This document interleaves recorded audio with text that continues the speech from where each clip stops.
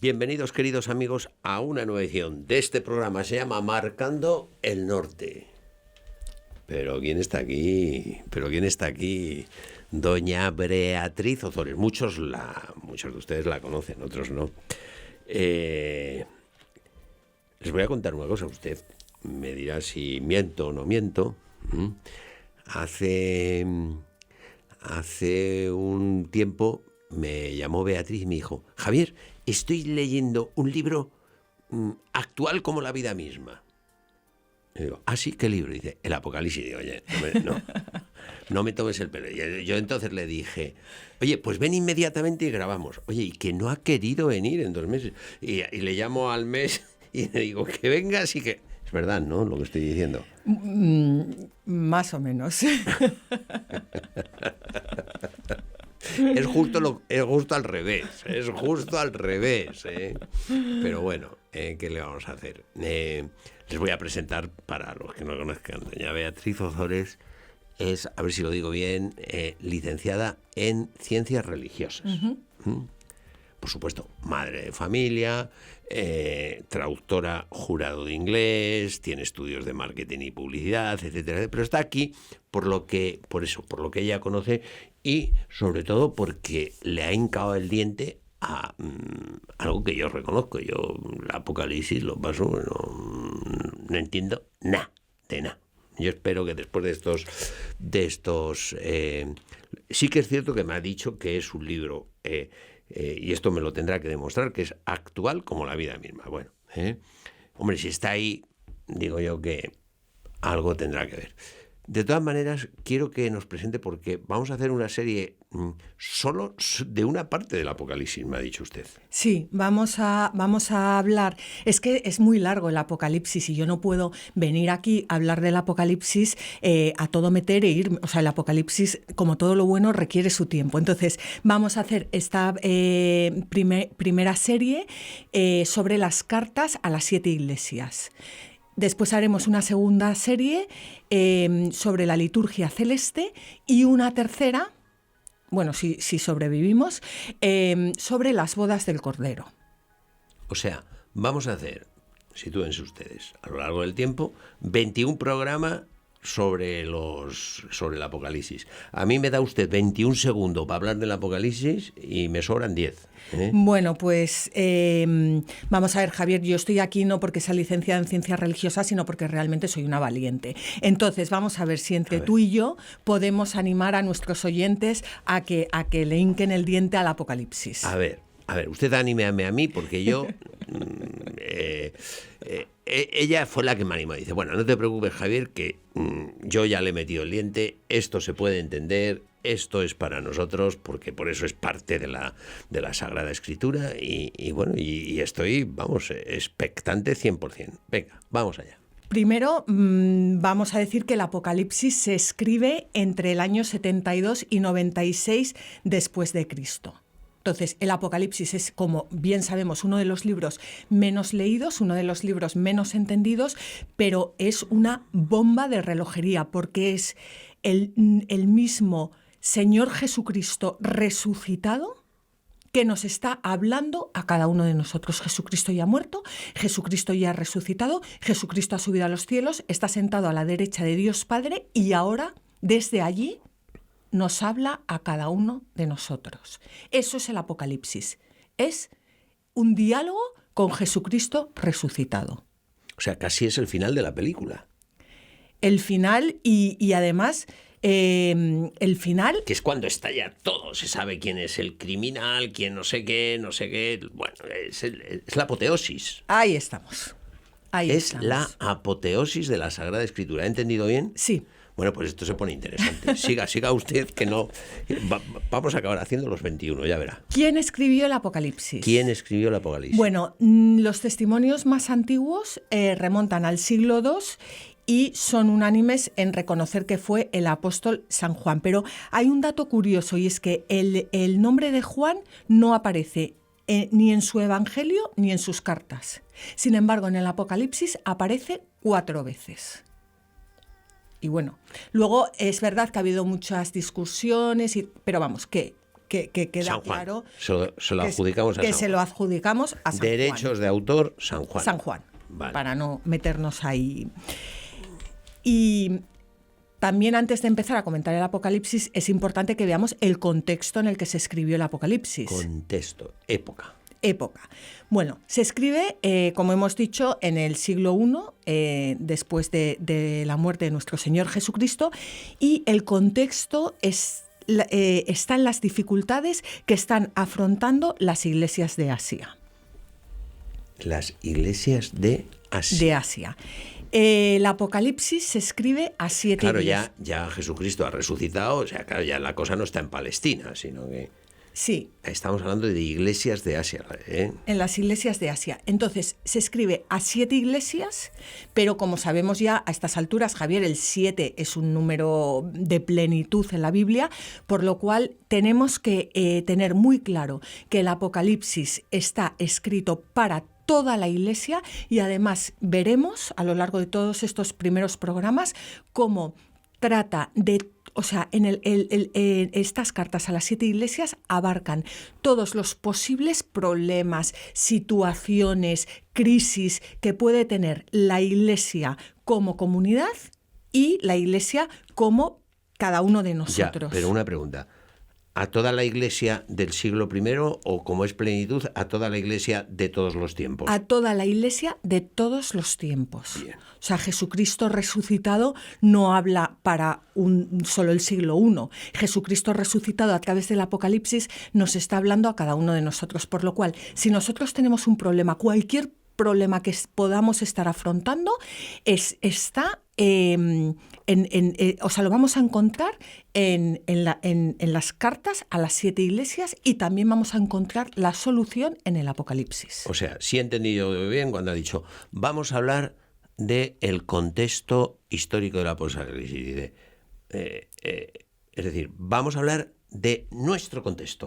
Sí, porque... ¿Es lo que quiere usted decir? Exacto, porque o sea, el tema que trata San Juan es el combate al que estamos llamados los cristianos, que es un combate sobre todo espiritual, que bueno, a veces acaba con la muerte física, que es un martirio de sangre, pero otras veces no acaba con la muerte física, pero bueno, que es mucho más largo.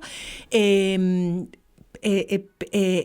ese momento el imperio era el imperio romano. O sea, todo el Apocalipsis habla del imperio, pero el imperio, o sea, es el anticristo, es la bestia, es el dragón, es aquello que está contra el reino de Dios. Entonces, en aquella época, en el siglo I, es el imperio romano, pero ahora nosotros también tenemos un combate con el imperio, que no es el imperio romano, pero es un imperio cultural, es un imperio relativista. Sí, es la historia de la salvación que tiene un obstáculo que se llama imperio romano o cultural del siglo XXI. O sea, exacto, que no es un tema político, o sea, va mucho más allá. Es nuestro contexto. Va mucho más allá de la política, o sea, estamos hablando de un plano espiritual, de un plano de los principios, que es donde toman forma las ideas políticas, etcétera, etcétera. Bien. Oye, esto se está poniendo interesante, pues va a tener usted razón, que esto es para nosotros. O sea, muy bien. Contexto, siga.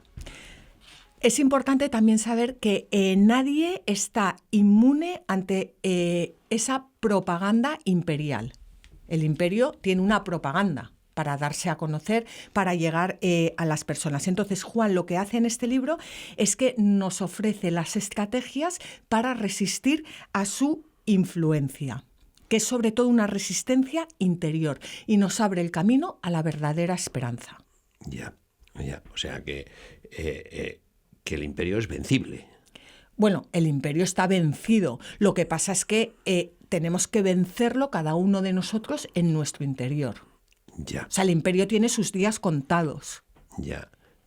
Y Jesucristo, cuando murió y resucitó, aplastó la cabeza del bicho ese. Sí. Pero bueno, aquí seguimos nosotros. Pero cada uno tiene su bichito enfrente. Cada uno tiene su bichito enfrente y dentro de... Y en fin. Entonces...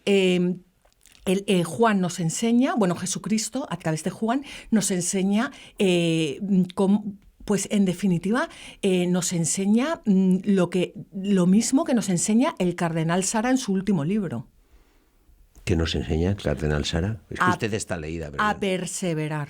A pesar de todo lo que estamos viviendo, a perseverar, a ser fieles a Jesucristo hasta el final. De acuerdo. Entonces, podemos decir que el Apocalipsis es el manual de la perseverancia cristiana. O sea, una persona que quiere perseverar, un cristiano que quiere perseverar en su fe, ¿dónde está el manual? En el Apocalipsis. Bueno, ahora eso habrá que concretarlo, ¿eh? A eso ya se lo admito porque me cae usted bien, pero eso me lo tiene usted que concretar. Pues me interesa mucho porque es que hay veces... Yo no le oculto, yo no sé si usted participará, hay veces que uno se sume, no sé si en la tristeza, en el pesimismo, es que lo que hay enfrente es muy, muy grande. Claro, pero lo que hay enfrente, o sea, muchas veces lo vemos con los ojos del mundo. Y lo que hay enfrente es lo que ha habido enfrente, lo que llevamos teniendo enfrente durante 20 años. 20 siglos. 20 siglos, que es el mal. Es un combate espiritual entre el bien y el mal. Sí, pero eso me lo tiene usted después. Bueno, yo supongo que como tenemos 21 programas, me lo va a concretar usted, porque yo se lo admito, pero esto me lo demuestra usted a lo largo de los programas. Bueno, siga, no la interrumpo. Bueno, esto hace un programa... Con un catedrático de historia hay que dar muchas razones. ¿Cómo ha dicho usted? Una estrella rutilante de las ondas. Bueno, la provincia de Asia. Venga. Vamos, porque estamos las siete iglesias de Asia, que por supuesto había más iglesias que 7, pero Juan se dirige Signo a de plenitud, las 7. La provincia de Asia está en la actual, estaba en la actual Turquía mediterránea. La tenemos ahí situada físicamente. Y a diferencia de Palestina, Asia no era una provincia ocupada. Claro. Esto es importante. Bueno, tú entiendes de esto mucho mejor que yo, sí. Mucho más que yo. Las ciudades de Asia muchas ciudades de Asia tenían el título de ciudades imperiales. Claro. Como por ejemplo Pérgamo y Éfeso. ¿Y esto qué significa? Como tú bien sabes, pues que sus ciudadanos eran considerados ciudadanos romanos. Claro. A todos los efectos. Sí. Bueno, por lo tanto, la cultura romana era una cultura expandida en esas... Sí, la cultura romana no es solo Roma, es el imperio. Claro. Y esa es además la explicación del mantenimiento de una extensión, del mantenimiento de una situación política en una extensión geográfica muy grande. Pues que es que en Asia se pensaba lo mismo que en Roma. Exacto. ¿Y qué pasa, Javier? Que al no ser una provincia ocupada, la forma de llegar a los ciudadanos y de tenerlos de su parte y de que piensen como uno piensa, pues no es tanto a través de las armas, que hubo persecución, pero cuando se escribe el Apocalipsis, o sea, Juan no tiene en mente tanto la persecución física, que todavía no era a lo bestia. ¿Cuál es la forma de llegar a los ciudadanos? Es a través de las armas de la persuasión. Llegar al alma. Llegar al alma. ¿Cómo? Controlando la educación. Yo no sé si te empieza a sonar esto, ¿no? Claro. O sea, si es que la naturaleza humana, yo a veces digo que nosotros decimos, los historiadores dicen que hay historia media, historia antigua, como si fueran cosas distintas. Si esto igual, si es que la naturaleza humana es la misma, claro. La misma. O sea, que usted dice que la educación es el arma a través del cual el imperio coge y te agarra, el imperio que es el mal. El mal. Dice, pues oiga, pues si es que esto coge usted los periódicos de hoy y es la batalla de siempre, la lucha a la educación para apoderarse de las almas de los ciudadanos. Y fíjate, Javier, que el imperio es el primero en utilizar la propaganda como instrumento político. Fíjate. O sea, que está todo inventado. Que está todo inventado. Entonces, ¿cuál es el primer vehículo de esta propaganda imperial? La religión. La religión romana. Bueno, por supuesto, claro. Entonces, ¿qué hacían los romanos? Bueno, tú esto lo puedes explicar mucho mejor que yo, ¿no?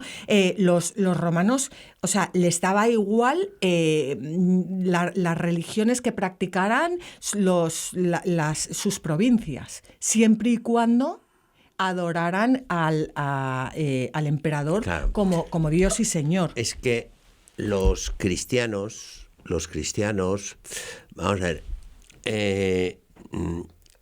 los cristianos saben que hay que dar al César lo que es del César y a Dios lo que es de Dios. O sea, es la primera vez en la historia que la civilización distingue esos dos campos, porque hasta entonces en Egipto el faraón es Dios. Y entonces, bueno, pues los cristianos empiezan a vivir en el imperio. Con tan mala suerte, que yo no me acuerdo quién es el pájaro, coincide con los primeros tiempos, que se le ocurre divinizar su persona. ¿Quién es el Domiciano. Domiciano. Y claro, ahora el emperador es Dios. Y claro, los cristianos se quedan perplejos. Los cristianos y los hebreos y los judíos. Hebreos, claro, porque ahora dice... ¿De qué se les acusa a los cristianos? Dice, no de idólatras, porque para idólatras ya están los romanos. Ya están los romanos, claro. Dice, ustedes son ateos. ¿Cómo que son ateos? Dice, sí, claro, no me adoran. Claro. Es usted ateo. Y además es un mal ciudadano, pues no cumple mis leyes, ¿no? Palo, ¿eh? Si es que es lo mismo que hoy en día. Claro. Se erige el Estado como Dios, y pone sus leyes. Pone sus leyes. Y quien no las cumple se va a la cárcel. Sí. De entrada se va del juego social. De entrada. De entrada, usted en esta sociedad, si usted no cumple, que es lo mismo, claro, ahora entiendo yo por qué decías tú que es de Radios Actualidad. Claro, si usted no me adora a mí, que soy el emperador, ¿usted qué es? ¿Soldado? Usted se queda, no sé cómo sería, usted no llega ni a pretor ni a mandar una legión, usted con la lanza de soldado toda la vida, y gracias. Claro, ese es el... Por eso Juan, bueno, por eso nuestro Señor Jesucristo resucitado, pero a través ya ve lo que está ocurriendo y por eso está tan preocupado. O sea, no es tanto el martirio para los primeros cristianos, y se supone que para los últimos también era una bendición, porque a uno llega, le cortan la cabeza y se va directamente al cielo. O sea, podríamos decir que este es el motivo que Juan tiene para escribir, es decir, cómo un cristiano se mete o se incardina en una cultura determinada. Exacto. De hecho, había un movimiento, el movimiento nicolaíta, del que hablan 3 de las cartas a las 7. ¿Movimiento? Nicolaíta. ¿Esos quiénes son? Esos son unos de los que no se sabe muchísimo, pero se sabe lo principal. Estos estaban estos surgieron dentro de los cristianos. Entonces, los nicolaítas eran unas personas, un movimiento, unos herejes que pretenden vivir con las costumbres del imperio. O sea, pretenden adaptarse, o sea, ser cristianos, pero pero adorando al César. O sea, eso se llama incoherencia. La conciliación entre los ideales cristianos y la vida en la cultura imperial. Pasteleo, a ver, elija. Pasteleo, incoherencia, traición, cobardía, doble vida. Pues esto es a lo que se opone Juan. ¿Por qué? Porque Juan sabe que esta es la verdadera muerte del cristiano. Bueno, Juan, y lo sabemos todos, o sea, no es que te corten la cabeza, que eso te vas a la vida eterna de un plumazo. Esta es la verdadera muerte del cristiano, que te van matando poco a poco. Motivación. Por lo tanto, está claro, dice, oiga, claro, yo la idea que tenía era que el Apocalipsis estaba dirigido a los cristianos de entonces, de la época de San Juan, que les pasaban unas cosas raras en el imperio. No, está dirigido a todos nosotros. A todos nosotros. Entonces, hay 3 preguntas que uno debe hacerse ya para meterse en el Apocalipsis, que son: ¿cuál fue la verdadera motivación del autor para escribir este libro? Que ya hemos hablado de ello, Sí. o sea, que va viendo Sí. cómo la fe muchos cristianos pues acaban mezclándose con el culto, bueno, aquí haciendo un megamix. Sí, hombre, hay que ceder, hay que convivir, hay que... Resistir a la presión, Claro. a la presión del imperio. Sí, ¿eh? sí. Motivación, verdadera motivación. Motivación. Es darle fortaleza a la gente, usted decía al principio, para que perseveren. Para la perseverancia hasta el final. Vale. Para mantener nuestra fe firmes en la fe. ¿A quién está dirigido? También lo hemos dicho, ¿no? A los nicolaitas. Los nicolaitas. O sea, a las personas, a todos en un momento dado se nos va debilitando la fe. Es que es muy difícil mantenernos firmes. Sí. Es muy difícil y ya veremos. Todos tenemos nuestra fase nicolaita. Exacto. ¿Y por qué utiliza ese lenguaje? Eso es. ¿Por qué no lo dice de otra manera? Bueno, vamos a ver. El género literario del Apocalipsis, que tiene un género literario específico, es el género apocalíptico. Ya. Pero aquí, vamos a ver, es importante ver que no todo Apocalipsis es un Apocalipsis cristiano. Que aquí es donde empezamos un poco, donde resbalamos mucho, ¿no? Entonces, todos los apocalipsis bíblicos, desde Isaías a Juan, describen una misma situación. ¿Cuál es esa situación? La lucha del pueblo de Dios contra una fuerza mundana y antidivina. O sea, no todos los apocalipsis son... No, vamos a ver por qué son cristianos. Porque, vamos a ver, esta fuerza anticristiana, el anticristo, o sea, tiene un nombre genérico que es el imperio, como hemos dicho, ¿no? Que puede ser el imperio romano, un imperio cultural del relativismo, la ideología de género. Nuestra situación cultural y política actual. Y todo lo que es el anticristiano, ¿no? Bueno, entonces hay 2 posibles formas de reaccionar ante esto, ¿no? Entonces, una es decir: yo voy a cambiar esto, yo cojo las armas y yo voy a luchar. Eso no es la forma cristiana. Y luego hay otra que es una resistencia pasiva, de oración, lo que han hecho todos los santos, la mística. Y aquí sí que estamos hablando del cristianismo. El cristiano es el que ve esto desde un plano místico. El que sabe que sus armas, que la única arma que tiene es la oración. Cuando digo la oración, digo por supuesto los sacramentos de la Iglesia. Claro, porque el enemigo no es un enemigo humano. Exacto. Entonces, el místico tiene los ojos siempre abiertos hacia Dios. O sea, vuela por encima, ¿no? Hemos dicho antes en muchos programas, cuando hablábamos de la historia de Jesús, que había 2 planos, ¿no? El plano mundano, o sea, el del mundo, y el plano espiritual. El místico es el que mira desde arriba, ¿no? Cuando le preguntaban a la Madre Teresa de Calcuta, ¿usted qué haría para cambiar el mundo? Y decía la Madre, pues empezaría por cambiarle a usted y por cambiarme a mí. Ese es el místico. El que sabe que el primero que tiene que cambiar es él. El que sabe que el primero que tiene que acoger el reino de Dios en su corazón es él. El que sabe que solo dando lugar a Jesucristo en su corazón y en este mundo va a vencer. Me ha convencido usted, ¿eh? Me ha convencido. Yo creo que hemos acertado trayéndola para hacer los programas. Entonces, el Apocalipsis, 2 minutos. No, el signo de la victoria.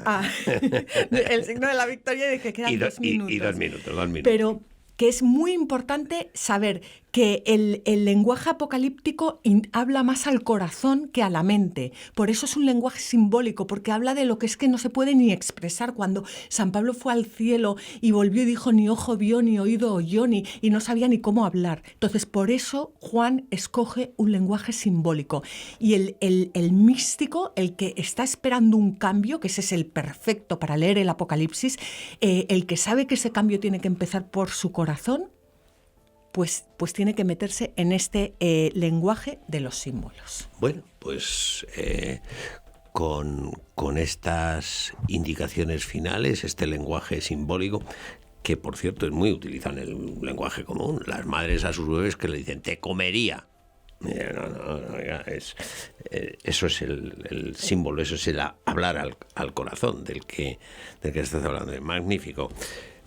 Sabía yo que esto iba a funcionar bien, sabía que doña Beatriz Ozores es estupenda, y que yo le tengo mucho que agradecer. Porque hace unos programas, bueno, ya lo han visto ustedes, tan bonitos, que lo que tienen que hacer es recomendárselos a sus amigos para que lo vean. Doña Beatriz, muchas gracias. Tenemos que seguir porque todo lo que hemos hecho es la introducción de la primera parte de la serie de los... La introducción del prólogo. El prólogo.